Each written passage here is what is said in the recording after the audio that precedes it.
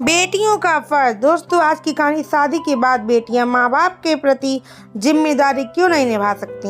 बहन जी, आपका लेटर आया था, आप नहीं थे तो मैंने ले लिया, लीजिए। कहते हुए एक पत्र सावित्री जी ने कौशल्या जी को पकड़ा दिया।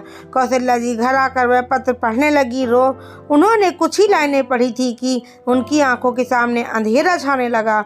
लड़खड़ाते हुए वह कुर्सी पर बैठ गई और आंखों से आंसू बहने लगे। मम्मी मम्मी, कहाँ हो आप? बाहर से बेटी रितु की आवाज़ आई। कौशल्या जी ने जल्दी जल्दी अपने आंसू पोंछे। तब तक रितु उनके पास आ गई थी। क्या हुआ माँ? कौशल्या जी को उदास देखकर रितु ने पूछा। कुछ नहीं बेटा। कुछ बात तो है मम्मी, रितु ने कहा। रितु के बहुत पूछने पर कौशल्या जी ने वह पत्र रितु को पकड़ा दिया। रितु ने कहा, मम्मी, आपने और पापा ने तो कभी नहीं बताया कि आपने घर भी गिरवी रख बैंक में लोन लिया था। बेटा, तुम्हारे पापा नहीं चाहते थे कि तुम्हें या तुम्हारी बहन को यह बात पता चले कि हमने तुम्हारी पढ़ाई के लिए घर गिरवी रखा है। वो नहीं चाहते थे कि तुम्हारी पढ़ाई पैसों की कमी के कारण रुके। तुम्हारे पापा तुम्हारी पढ़ाई से समझौता नहीं करना चाहते थे। हम बैंक का लोन भी चुका रहे थे, लेकिन तुम्हारे पापा के देहांत के बाद कुछ ही महीने पहले हुआ था उनका देहांत। लोन देने का जरिया भी खत्म हो गया और मुझे भी याद नहीं रहा। तुम्हारे पापा की पेंशन होती तो उसमें से लोन चुका देती, लेकिन अब वह भी नहीं है। मैंने इतने एक महीने में इतने पैसे कैसे भरूंगी मैं? यह घर हमसे छिन जाएगा। इतने प्यार से मैंने और तुम्हारे पापा ने यह छोटा सा घरौंदा बनाया था। सोचा था कि जीवन के आखिरी दिनों दोनों साथ साथ यहीं बिताएंगे, पर किसे पता था कि वह बीच रास्ते में हमें छोड़कर चले जाएंगे। अब यह घर भी हमसे छिन जाएगा। आप चिंता क्यों करती मम्मी? हम दोनों है ना? नहीं बेटा, शादीशुदा बेटियों से पैसे लेना सही नहीं है। तुम्हारे ससुराल वालों को अच्छा भी नहीं लगेगा। मैं गाँव चली जाऊँगी, तुम दोनों को कुछ भी करने की जरूरत नहीं है।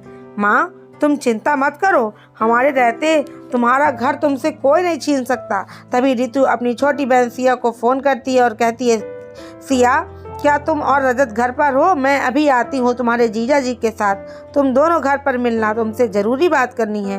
दीदी, क्या हुआ? कोई ख़ास बात है क्या? सिया ने कहा। आधे घंटे में रितु और सोमेश सिया के घर पहुँच जाते हैं। तभी रितु कहती है, पहले पानी पिला, फिर बताती हूँ। तभी सिया बोली, दीदी अब क्या करना है? रितु ने कहा, हमने अभी तक जो बचत की है उनमें से हम घर का कर्ज चुकाएंगे। अगर हो सकेगा तो बैंक से लोन भी ले लेंगे। तभी सोमेश कहता है, क्या वह परिवार हमारा नहीं है? हमारा कोई भी हक नहीं बनता इस परिवार पर। हम भी तो इस घर के बच्चे ही हैं। कुछ दिन के बाद सिया और रितु हाथ में लिफाफा लेकर माँ के पास जाती हैं और कौशल्या जी से कहती, माँ, यह घर आपका है और आपका ही रहेगा। और लिफाफा माँ के हाथों में थमा देती हैं। माँ की आंखों में खुशी के आंसू आ जाते हैं और वह कहती है कि रितु के पापा कहते थे कि मेरी बेटी चाहे जितना पढ़ सकती हैं उतना पढ़ेंगी और आगे बढ़ेंगी। वह चाहे जिस घर में भी चली जाए, लेकिन अपने संस्कार नहीं भूलेंगी और हमसे भावात्मक रूप से जुड़ी रहेंगी। सिया कहती है, माँ, पापा बिल्कुल ठीक कह रहे थे, और दौड़कर माँ के गले लग जाती हैं। तभी सोमेश और रजत कहते हैं, हम भी लाइन में हैं। तो माँ कहती है, हाँ बेटा बिल्कुल, और माँ उनको भी गले लगा लेती है। उनकी आंखों से आंसू बह रहे होते हैं। ये आंसू खुशी के होते हैं। सबकी आंखों में आंसू बह रहे होते हैं, जो आंसू खुशी के होते हैं।